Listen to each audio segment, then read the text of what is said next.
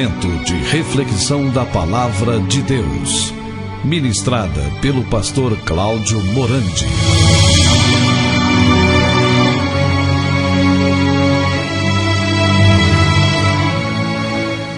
Queridos, nós vamos, em nome do Senhor Jesus Cristo, estar tomando as nossas Bíblias. Vamos abri-la no Salmo 127. Eu quero ler aqui 3 versículos. O Salmo 127. Vamos ler o versículo 1, o versículo 3 e o versículo 5. O versículo 1 vamos ler apenas a parte A desse versículo, ok? E vamos falar um pouquinho sobre esse tema, uma vida cheia da palavra. Uma família cheia da palavra. Vamos então tomar aí Salmos 127, o versículo 1, somente a parte A, que diz assim: se o Senhor não edificar a casa, em vão trabalham os que a edificam. O versículo 3 diz assim: herança do Senhor são os filhos, o fruto do ventre, o seu galardão. Agora o versículo 5, somente a parte A, diz assim: feliz o homem que enche deles a sua aljava. Vamos nesse momento, queridos, ter uma palavra de oração, pedindo que o Espírito Santo de Deus nos oriente nesta reflexão. Vamos orar. Maravilhoso Pai, como Tu é gracioso, como Tu és grande e tem operado maravilhas no meio do Teu povo, por intermédio da Tua palavra. Nós te damos muitas graças a Ti, porque tivemos uma noite tão agradável, tão gostosa. Obrigado por esta oportunidade que o Senhor nos concede de poder pregar a Tua palavra. Eu te peço, Pai, para que o Senhor mesmo, pelo Teu Espírito, interprete a Tua palavra para nós, revele o Teu maravilhoso Filho Jesus Cristo em cada um de nós, para que Ele viva em nós, se manifeste através de nós, para que o mundo creia que realmente Cristo, Ele é Senhor, Ele é Rei, e Ele tem governado as nossas vidas. Faça isso, meu Pai, por Tua graça, e conduz todas as almas que nos escutam nesta oportunidade aos pés de Cristo, para que Ele então as receba. E essas pessoas que ainda não têm uma experiência de regeneração, sejam alcançados. Nós oramos em nome de Teu Filho Jesus, o nosso glorioso e amado Salvador. Amém. Queridos, esse texto, obviamente, ele fala da família. Se o Senhor não edificar a casa. Aqui, edificar a casa, nós podemos entender como casamento. Se o Senhor não edificar o casamento, em vão trabalham os que a edificam. Tem muitas pessoas tentando edificar o seu casamento no seu próprio esforço. Pessoas que se esforçam para manter uma relação saudável, uma relação e muitas vezes de acordo com a vontade de Deus, né? Mas o que de fato é que precisamos de depender do Senhor para edificar o nosso casamento. Se o Senhor não edificar, em vão nós vamos trabalhar, ok? Amados, Deus, Ele escreveu o primeiro livro sobre a família cerca de mais ou menos 3.500 anos atrás, através do seu grande servo Moisés. Palavras que poderiam ser chamadas de a carta magna do lar bíblico. Nós sabemos ali, quando aquele povo de Israel saiu do Egito, com 600 famílias recém-saídas de um mundo de idolatria, lá do Egito, né? Para guiar e alimentar com a palavra do Senhor, e a necessidade era imensa daquele povo, irmãos. Agora, surpreendentemente, o plano de Deus era bem simples. Ele pode ser chamado de a família cheia da palavra. Então, deixa eu fazer uma pergunta para vocês aqui, nós vamos trabalhar um pouquinho. O que, especificamente, o Senhor pediu a Moisés para conduzir ao seu povo? Então, vamos ver aqui o que Deus deu como uma chave para, então, motivar as famílias de Israel a continuar seguindo a Deus. E essa chave encontra-se lá no livro de Deuteronômio, capítulo 6, dos versículos 6 e 8, que diz o seguinte, presta atenção aqui. Diz assim, Deuteronômio, capítulo 6, dos versos 6 e 8. Estas palavras que hoje te ordeno estarão no teu coração, tu as inculcarás a teus filhos, e delas falarás assentado em tua casa, e andando pelo caminho, e ao deitar-te, e ao levantar-te, também as atarás como sinal na tua mão, e te serão por frontal entre os teus olhos. Nós lemos aqui, em Deuteronômio, capítulo 6, dos versículos 6 e 8. Agora, aqui cabe uma pergunta. Eu quero fazer essa pergunta para você que me escuta nessa oportunidade. Querido, qual foi o único e mais importante detalhe das palavras de Deus para Moisés? Então, vamos tentar responder aqui com a ajuda do Senhor. Vemos que foi o chamado de Deus para ter casamentos, famílias e lares cheios da palavra. Porque um lar sem a palavra é um lar vazio, é um lar insípido. E esse chamado, meus irmãos, é declarado pelo apóstolo Paulo lá no Novo Testamento.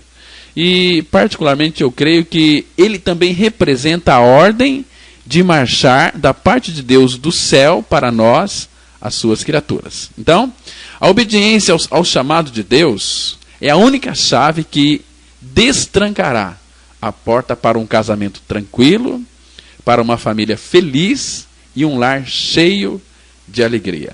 Mas, entretanto, meus irmãos, por mais estranho que possa parecer, este mesmo conceito é estranho para a maioria do povo de Deus na geração em que nós estamos vivendo. Então, o que acontece, meus irmãos, quando a palavra de Deus é ignorada, negligenciada, se não depreciada? O que acontece? O que vai acontecer? Então, um passeio ao shopping, uma loja de departamentos familiar local, um evento esportivo, vai alertar você.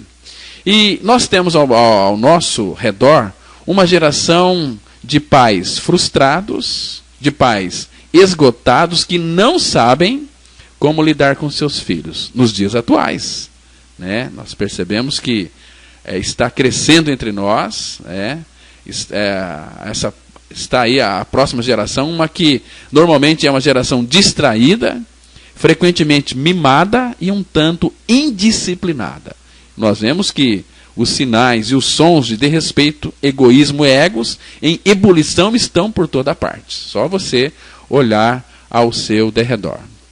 Meus queridos e amados ouvintes, tristemente, o odor de uma vida egoísta é comum no único lugar onde este tipo de comportamento deveria estar agradavelmente ausente, na Igreja de Cristo. Porque, assim, junto com as vozes daqueles de cada geração que tem mantido uma paixão por Deus e sua palavra, eu quero aqui levantar a minha voz para chamar a família, o lar e o principal de todos, os santos de Cristo, de volta a uma vida cheia da palavra. Então, por que ser pai ou mãe é tão duro, é tão difícil? Hoje em dia, alguns diriam que seriam tão complicados. Sabe por quê? Porque nós falhamos de muitas maneiras. Veja o capítulo 10 para um guia completo, Aqui, aliás, o capítulo 6, estamos considerando. Esse aqui, irmãos, é um estudo maravilhoso, que você analisar ali todos os detalhes, como os pais devem proceder com relação à educação de seus filhos. Mas então, por que nós falhamos? Porque até chegarmos ao céu, tanto eu quanto você, nós somos pessoas imperfeitas. Eu sou um marido imperfeito, eu casei com uma esposa imperfeita, e nós temos um casamento imperfeito que tem produzido também filhos imperfeitos, que nós temos educado imperfeitamente. Mas, contudo, meus irmãos, quero dizer algo muito importante para o seu coração. Nós temos um Pai que é perfeito no céu. Aquele que tem dado a sua palavra infalível como um guia para iluminar o caminho de maneira que eu e você, nós possamos seguir os seus planos. E este plano é ter um estilo de vida cheio da verdade, cheio da palavra, cheio de Cristo. E isto é o que nós temos encontrado na palavra de Deus. Então, amados, o que é uma família cheia da palavra? O que é uma vida cheia da palavra? Eu vou responder para vocês.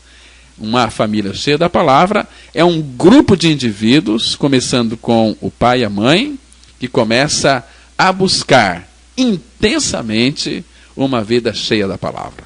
E o apóstolo Paulo sumarizou bem esta poderosa verdade e crucial necessidade quando ele escreveu, lá em Colossenses, capítulo 3, o verso 16, somente a parte A, né, que diz assim: deixe que a palavra de Cristo habite ricamente em você.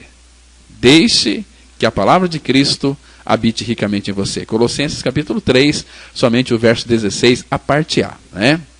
Então, irmãos, deixa eu explicar algumas coisas importantes para vocês aqui.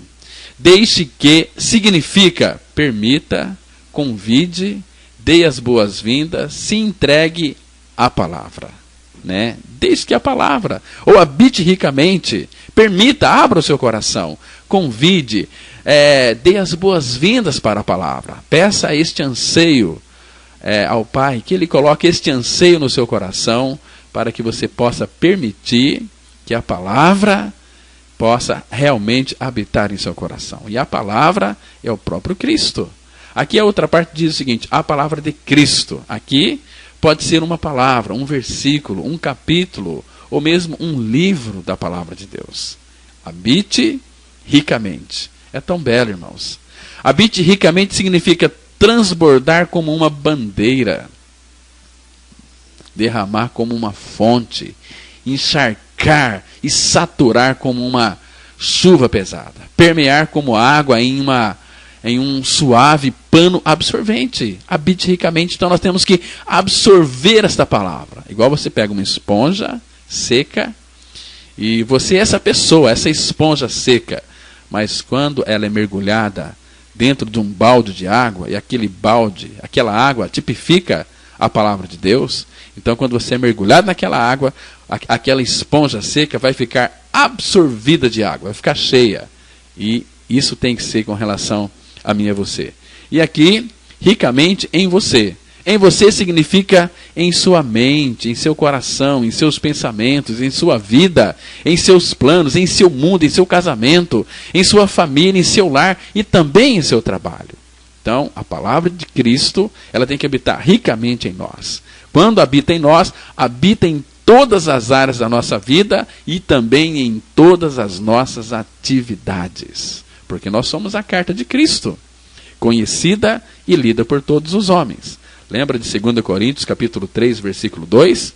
Onde está mostrando ali de uma forma tão clara, dizendo o seguinte, que vós sois a nossa carta, e conhecida e lida por todos os homens, mas foi escrita em nossos corações. E essa carta, carta de Cristo, ela é vista e lida por todos os homens. Ou seja, quando uma pessoa, ela de fato creu, que foi atraída lá na cruz, no corpo de Cristo, que ela creu que ela foi crucificada com Cristo, ela morreu para o pecado, morreu para si mesmo, morreu para suas vontades. Então Cristo vem habitar em seu interior.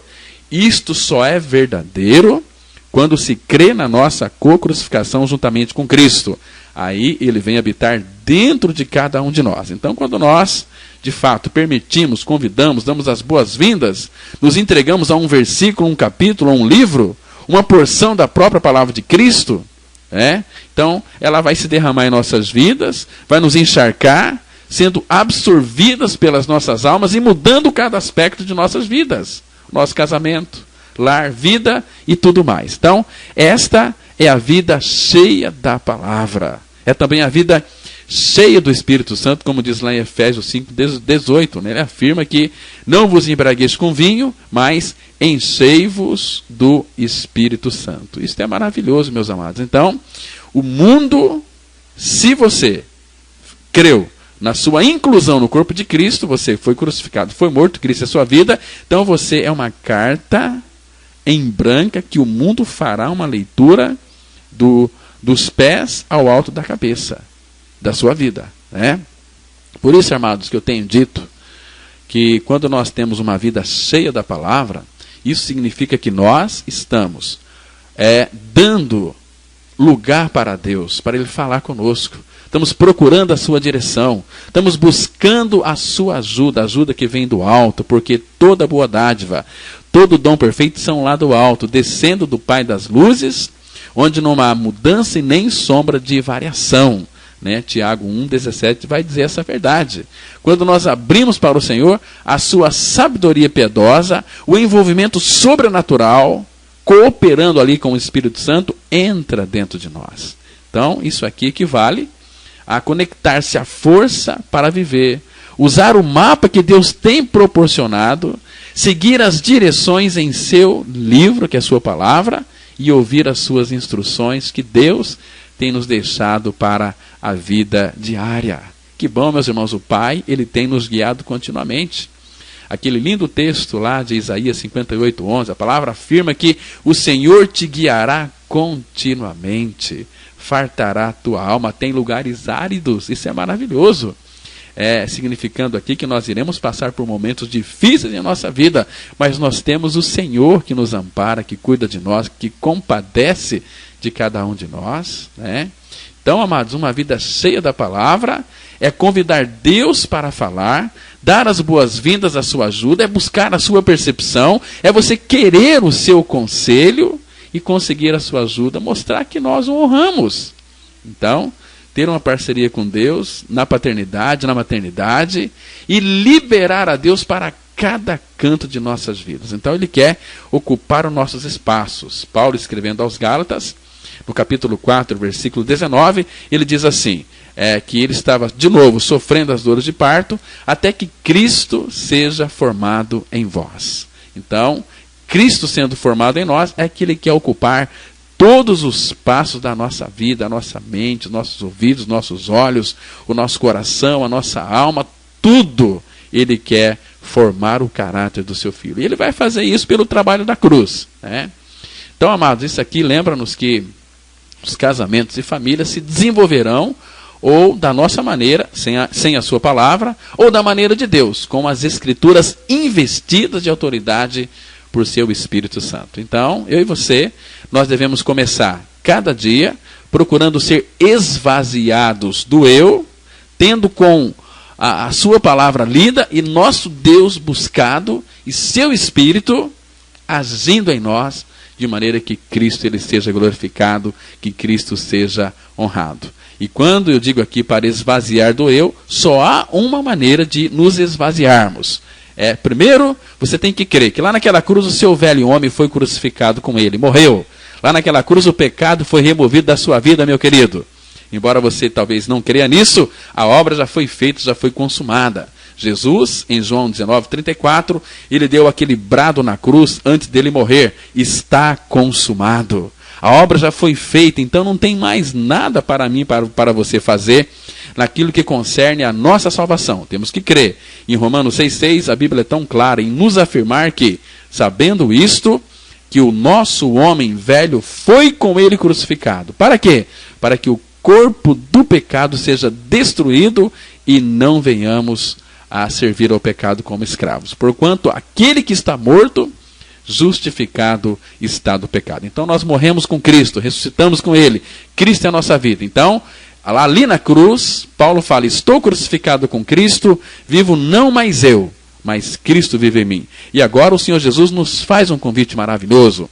Em Lucas 9, verso 23, ele diz assim: quem quiser vir após mim, a si mesmo se negue. Dia a dia tome a sua cruz e siga-me. Então, pelo caminho da cruz, nós somos esvaziados do nosso eu. Agora, tem muita gente querendo esvaziar o seu eu, subindo montes, fazendo aí uma série de campanhas que não tem na palavra de Deus. Estão buscando coisas, esvaziando o seu eu através de jejum, através de orações. Não, isso não vai esvaziar o seu eu. O único método que Deus usa para esvaziar, aniquilar o nosso eu é a cruz. Então creia, né? Então, amados, quais são os resultados de tal vida e lar? Esse estudo aqui eu quero mostrar para vocês, né, que a palavra de Deus, ela conta-nos estas 4 maravilhosas verdades para aqueles que permitem. Para aqueles que permitem, que se abrem, para as Escrituras permearem as suas vidas. Caso contrário, não vai haver um avanço no cristianismo, né? Então, amados, nós sabemos que não há maior recompensa do que uma vida cheia da palavra. Vocês podem ler depois em 1 Tessalonicenses, capítulo 2, versículo 19 e versículo 20. Né? E não há maior parceria também do que um casamento cheio da palavra. E também não há maior alegria do que uma família cheia da palavra. E também não há maior poder do que orações cheias da palavra. Orações cheias da palavra é você orar segundo a vontade de Deus, segundo a vontade do nosso Pai. Hoje estamos vendo aí tantos crentes determinando para Deus, né, aquilo que de fato, se eles conhecessem quem é o Senhor, iriam colocar a boca no pó, né, porque nós não temos nenhuma autoridade de determinar para Deus alguma coisa. Né? Então nós somos filhos amados do Pai, dependemos do Senhor para todo propósito, Ele é grande. Essas pessoas que falam coisas que não compreendem, porque elas não conhecem o Senhor. Se soubesse que Ele é grande, tem operado maravilhas em nosso meio, nós iríamos nos calar. Então, amados, essa questão sobre a família aqui, eu creio que nós precisamos estar voltando para a palavra de Deus para termos uma vida cheia da palavra. Por quê? Porque, meus irmãos, Satanás tem atacado de todas as formas a família cristã. Então eu quero hoje começar com o primeiro ponto, de dizer para vocês que não há maior recompensa do que uma vida cheia da palavra. Eu quero ler para vocês aqui, em 1 Tessalonicenses, capítulo 2, 1 Tessalonicenses, capítulo 2, os versos 19 e 20, que diz o seguinte: pois quem é a nossa esperança, ou alegria, ou coroa em que exultamos na presença de nosso Senhor Jesus em sua vinda? Não sois vós? Sim, vós sois realmente a nossa glória e a nossa alegria.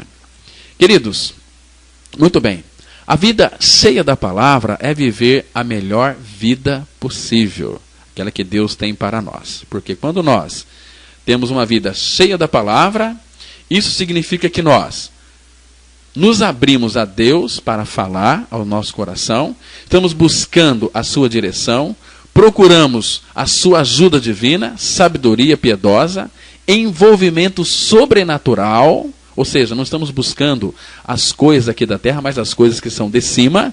Por que a Bíblia diz assim, buscai as coisas que são de cima e não as que são aqui da terra?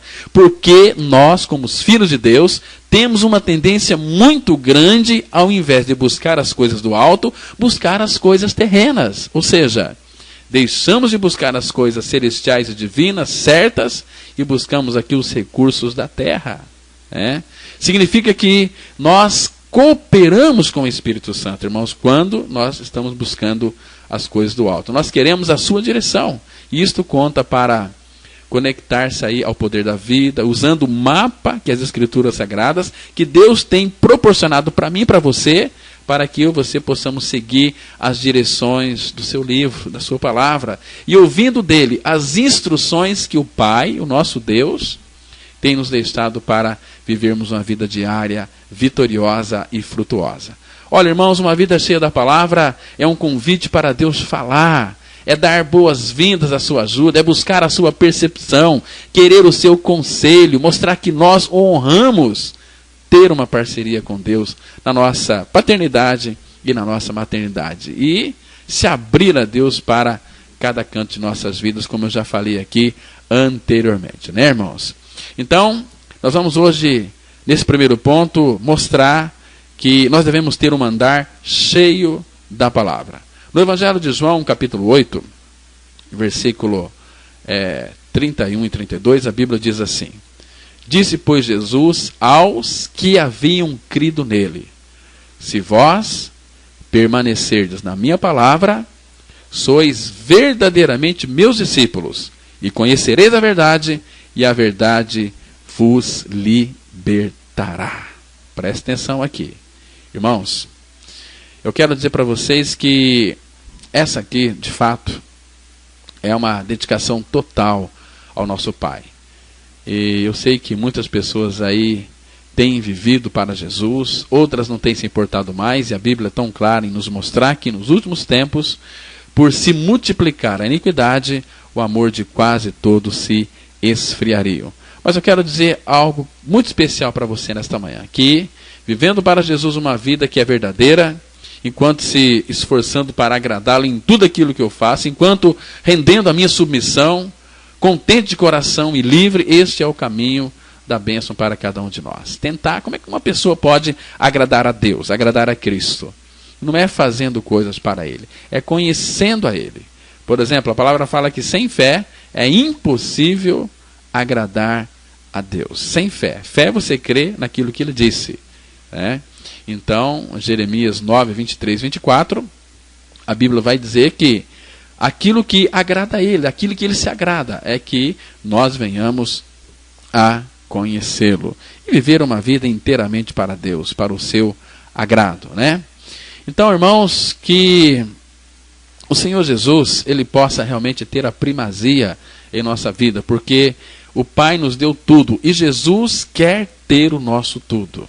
Nós podemos acompanhar aí o chamado de Cristo ao compromisso nos evangelhos, porque Jesus declara para mim e para você que nós não podemos ser seus discípulos a menos que desejemos evidenciar essas características dele, as suas virtudes. Então, aqui estão 6 maneiras nas quais eu e você, nós podemos evidenciar Cristo como nosso mestre e que nós somos seus seguidores. Eu quero que você note que Jesus, que Ele que é o nosso coração, corpo, vontade, olhos, ações e vidas, né?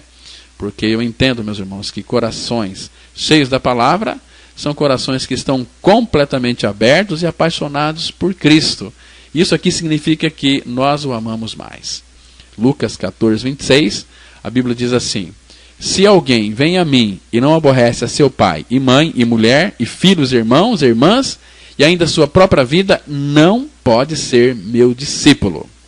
Essa palavra aqui, aborrecer, neste versículo, ela tem a ver essencialmente com uma comparação de amores.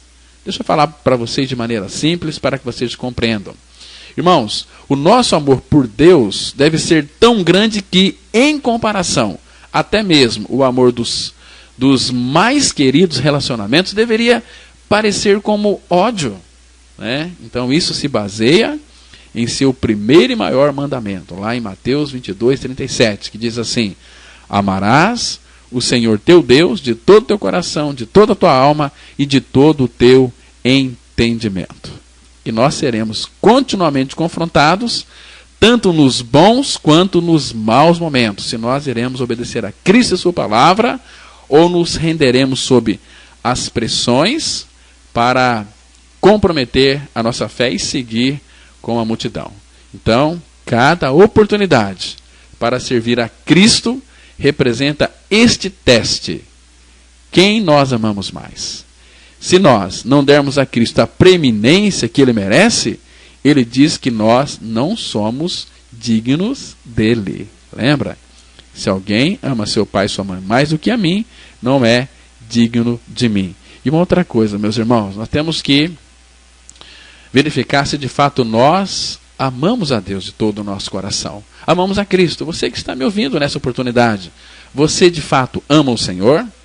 Você tem certeza que o ama? Porque se você não amar, olha, isso aqui é muito sério. Você tem que dar uma olhada aí, né, diante do Senhor, se você de fato ama Cristo ou não. Dizer que ama é uma coisa, todo mundo diz que ama. Às vezes a gente vai em alguma igreja, alguma comunidade. Olha, eu fico tão triste quando eu vejo aquele pastor, aquele pregador, que diz assim: olha para o seu irmão e diz que ama ele. Isto é uma hipocrisia.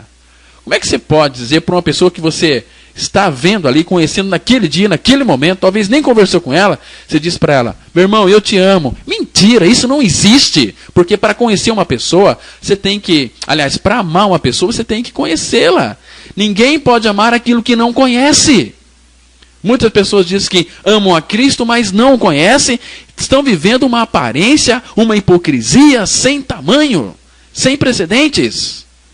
Irmãos, amar a Deus com amor incomparável significa que nós não estimaremos nada: família, amigos, possessões, trabalho, fama, poder, prazeres, e especialmente a nós mesmos, como sendo mais digno para nós do que Ele é. Então, irmãos, fazendo assim, nós demonstramos o seu valor para nós por escolhermos fazer as coisas da sua maneira e não da nossa própria maneira. Então esta aqui é a essência da verdadeira adoração, porque perdendo as nossas vidas desta maneira por causa de Cristo, nós a encontraremos. Jesus falou, quem ama a sua vida, perdê-la. Como que nós podemos perder a nossa vida? Lá na cruz do Calvário, no corpo santo de Cristo. Enquanto você não crê nesta realidade, nesta verdade, você tem que crer e tomar a obra da cruz como realidade na sua vida. Jesus Cristo, naquela cruz, quando ele morreu, a mesma Bíblia que diz que ele morreu, afirma que o pecador também morreu com ele.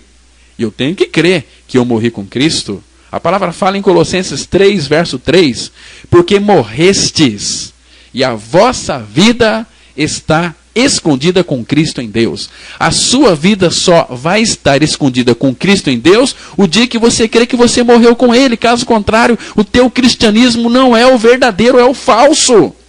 Você está correndo perigo de vida.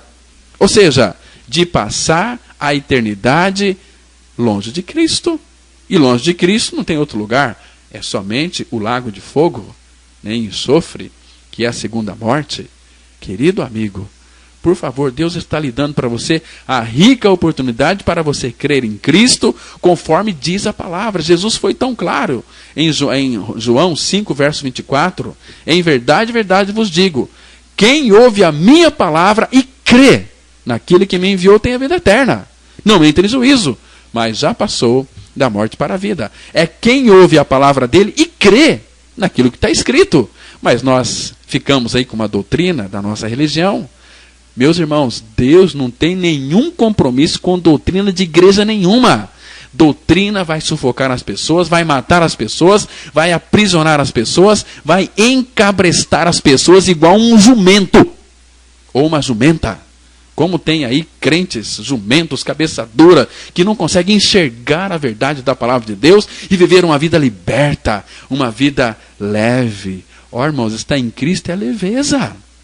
É leveza. E ele diz assim lá em Mateus 11, vinde a mim todos vós que estáis cansados e sobrecarregados, eu vos aliviarei, tomai sobre vós o meu jugo e aprendei de mim que sou manso e humilde de coração e acharei descanso para as vossas almas, porque o meu jugo é suave e meu fardo é leve. Olha, é uma pena que as pessoas têm sido tão tardas de coração para conhecerem plenamente a verdade. Estão vivendo uma vida escravizadas pela religião, dependendo de receber as bênçãos de Cristo por intermédio aí de muque, de fazer isso, fazer aquilo. Faça isso que você vai ser abençoado. Tem que fazer isso para ser abençoado. Mentira, isso não existe na Bíblia. A Bíblia fala em Efésios 1, verso 3, bendito Deus e Pai de nosso Senhor Jesus Cristo, que nos tem abençoado com toda sorte de bênçãos espirituais nas regiões celestiais em Cristo Jesus. Nele, no seu Filho em Cristo, somos abençoados com toda sorte de bênçãos.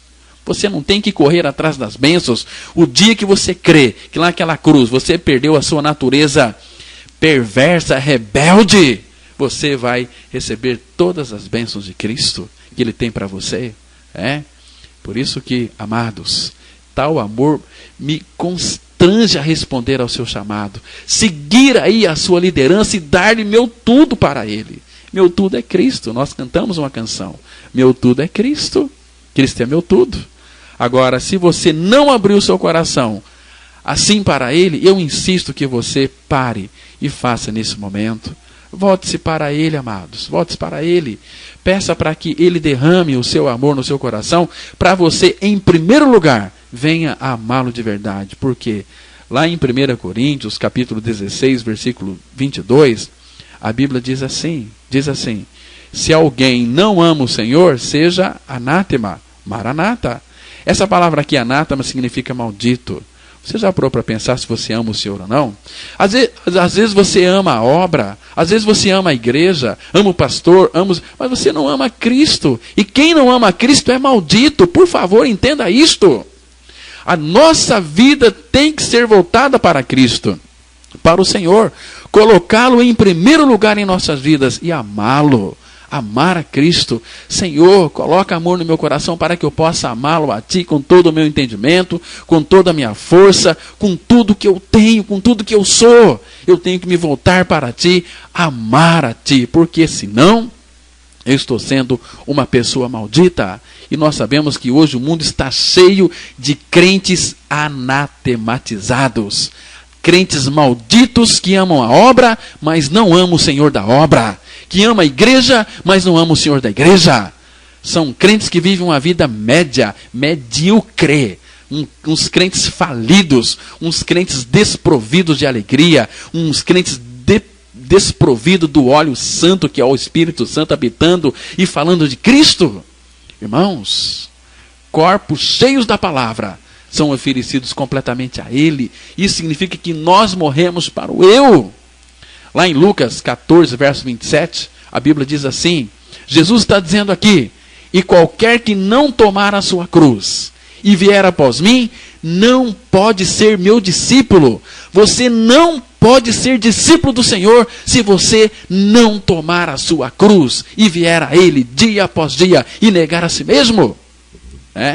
Esse versículo aqui, irmãos, está relacionado a Lucas 14, 26, que diz assim, no qual tomar a nossa cruz significa amar a Cristo o suficiente para voluntariamente crucificar o nosso eu diário.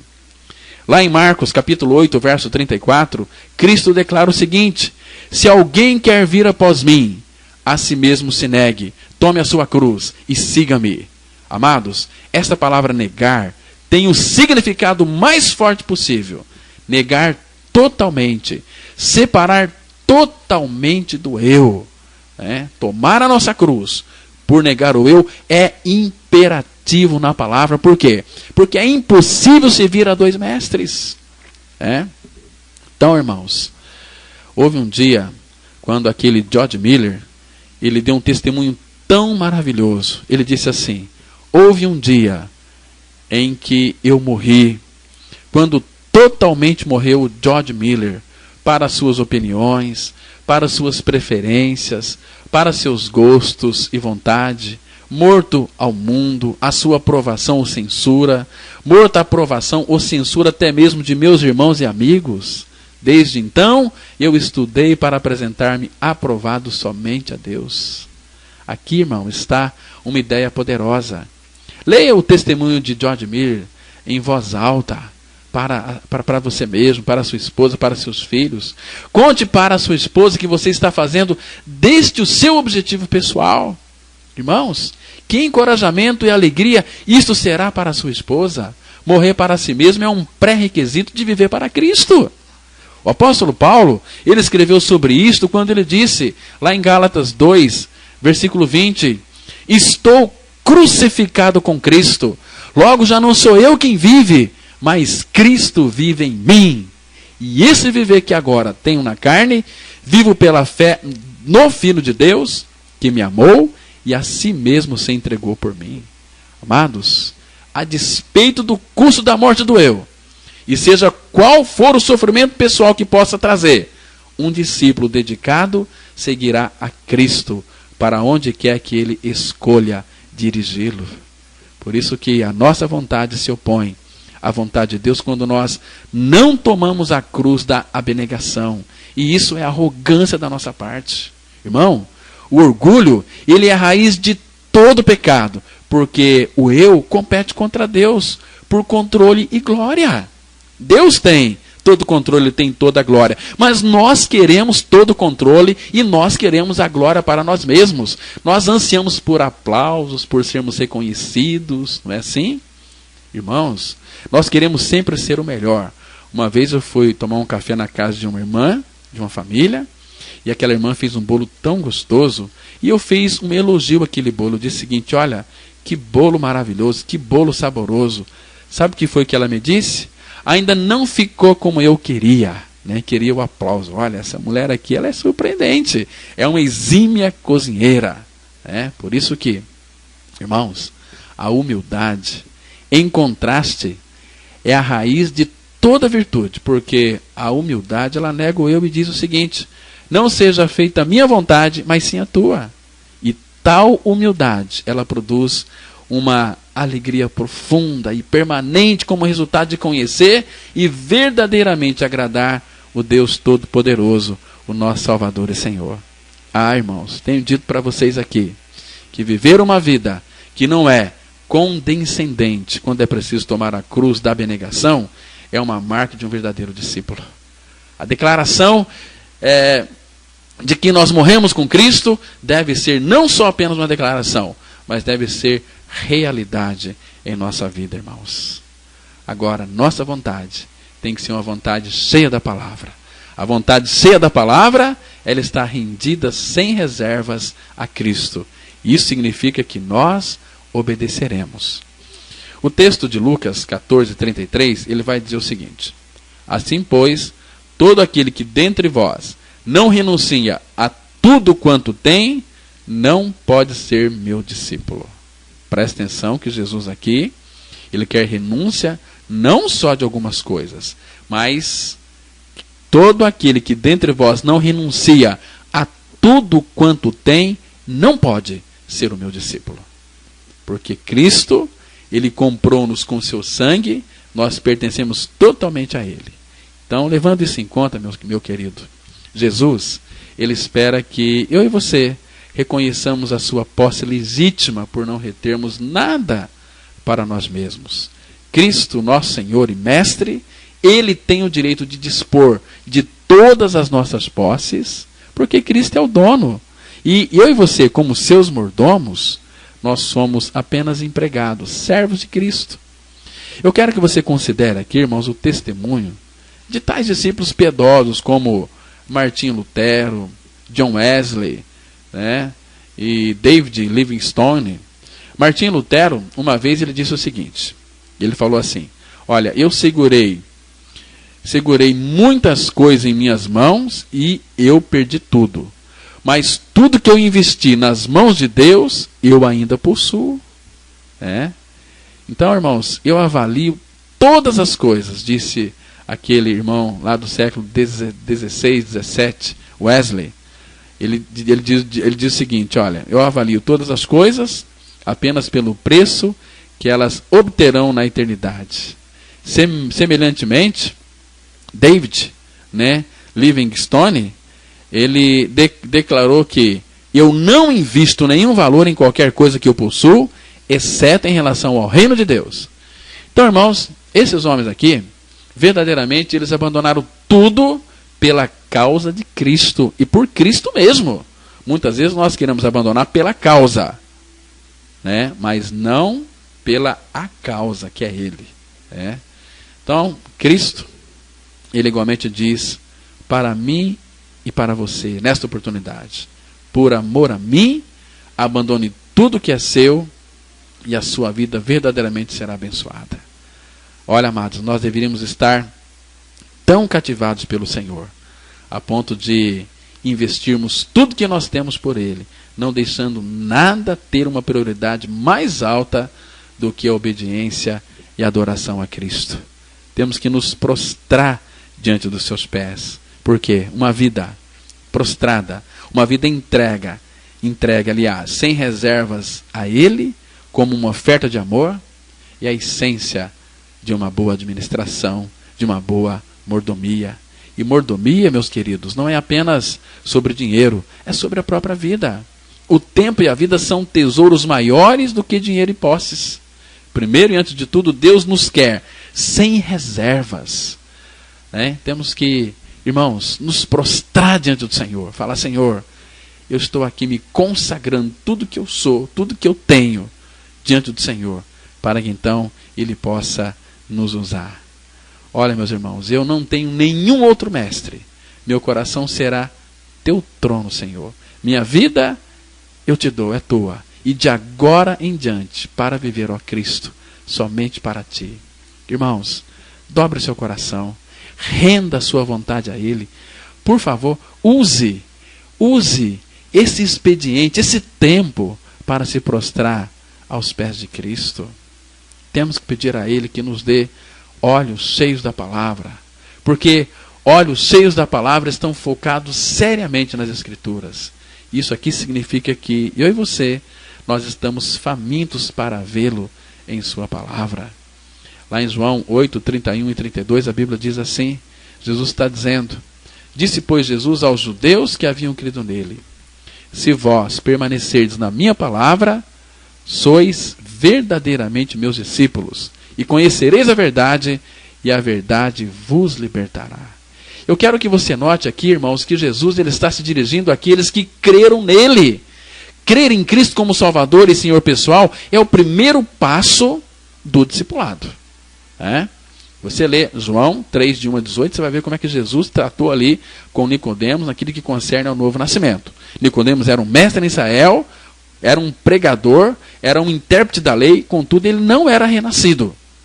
E Jesus mostrou para ele o que é o novo nascimento. Era uma troca de coração. Assim como o Filho do Homem, assim como Moisés levantou a serpente no deserto, assim importa que o Filho do Homem seja levantado na cruz, para que todo que nele crê, na cruz, não pereça, mas tenha vida eterna. Então, uma vez que você nasceu de novo, novo nascimento é uma troca de coração. É você crer que você foi atraído em Cristo. Você foi colocado no corpo de Cristo. E ali você morreu com Cristo. Morreu quando Cristo morreu, porque você também foi crucificado com Cristo. Porque morrestes, e a vossa vida está oculta com Cristo em Deus.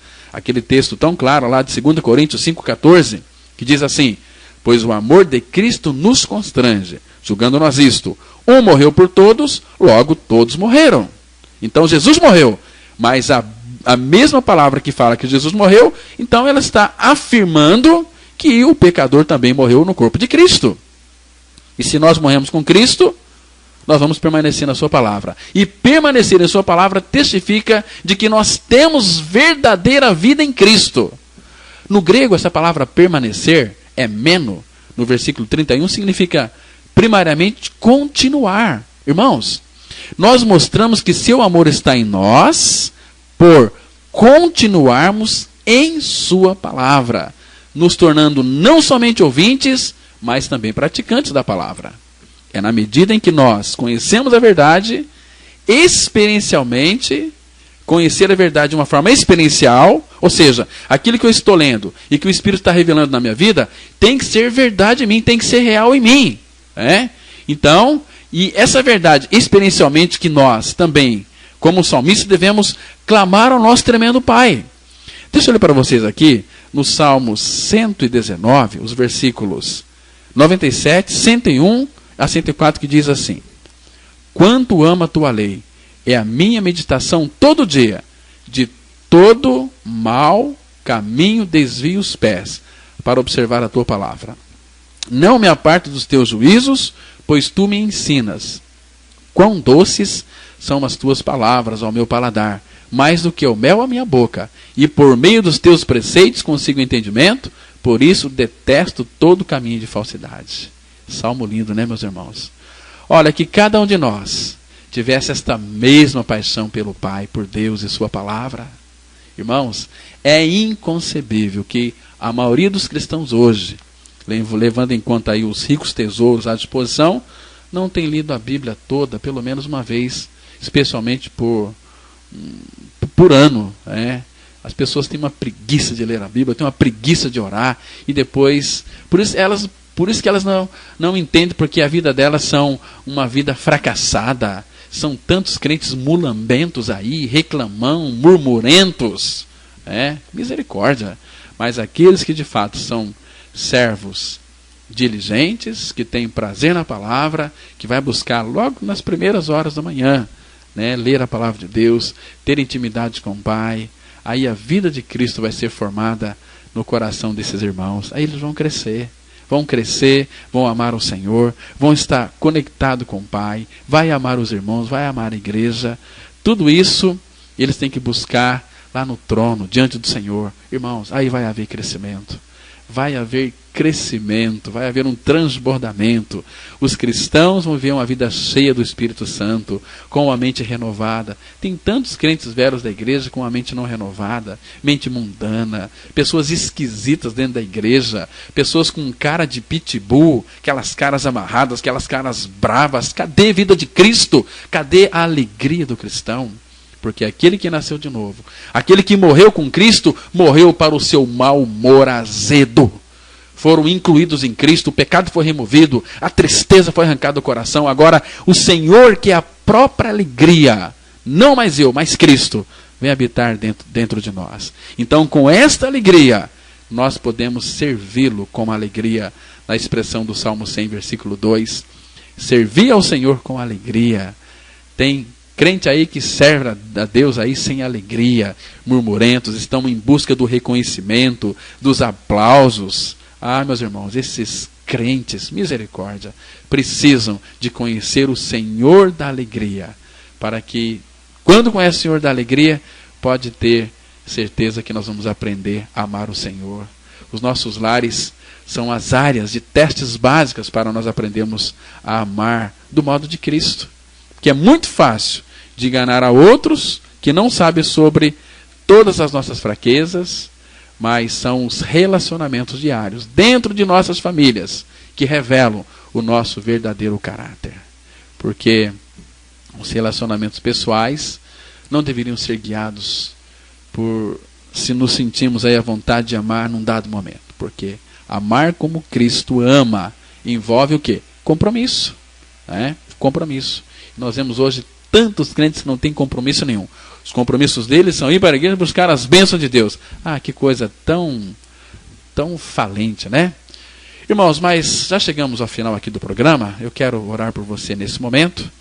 Vamos ter uma palavra de oração. Espero que o Pai tenha falado ao seu coração de uma forma bastante específica. Vamos orar. Pai, tua palavra foi entregue. Traduza aos nossos corações pelo teu Espírito. Abençoa, Pai, todos aqueles que nos ouviram. Abençoa com a tua palavra. Abençoa com a vida de Cristo. E revela o teu Filho Jesus, ó Pai, de uma forma que nós possamos entender, compreender e crer e descansar nele. Obrigado por esse tempo, Pai. Faça uma obra grande na vida do teu povo. Nós oramos em nome de Cristo. Amém. Amados, amanhã, se Deus quiser, estaremos aqui a partir das 8 horas para meditarmos na palavra de Deus. Aproveite bem o seu dia. Deus te abençoe. Graça e paz.